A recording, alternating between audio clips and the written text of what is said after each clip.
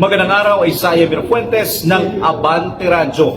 Ikalibang linggo ng impeachment trial laban kay Vice President Sara Duterte. Pangatlong testigo ng prosekusyon para sa misuse of confidential funds.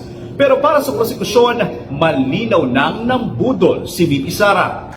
Klaro, nung binigay po sa kanya itong pera na to, pinagkatiwalan ng taong bayan, hindi po niya ginamit ng husto at maayos ayon sa joint circular. Kasi mas kami nabudol taong bayan ng buong nabudol Pinagkatiwala sa kanya itong confidential funds. Pero ayon mismo kay House Prosecutor at Manila Representative Joel Chua, wala pa tayo sa exciting part.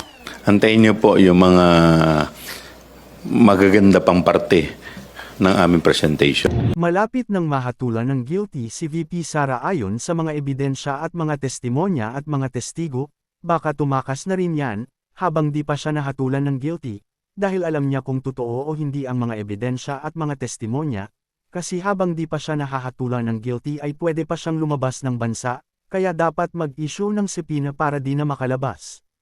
Kayong mga Kristiyano lalo na kayong mga Katoliko, huwag kayong maging traidor, pagsisihan nyo yan. Alam na kung sinong papatakbohin sa pagkapangulo, marami ang di nakakaalam ng plano ng mga nasa likod ng mga matinding sumusuporta sa papatakbohin nila, kung ang USA, United Kingdom, at ang Spain o ang Europa ay nahihirapan na, ang Pilipinas pa kaya gamitin nyo ang puso't isipan nyo kung ayaw nyong mapahamak kayo o mga kamag-anak nyo.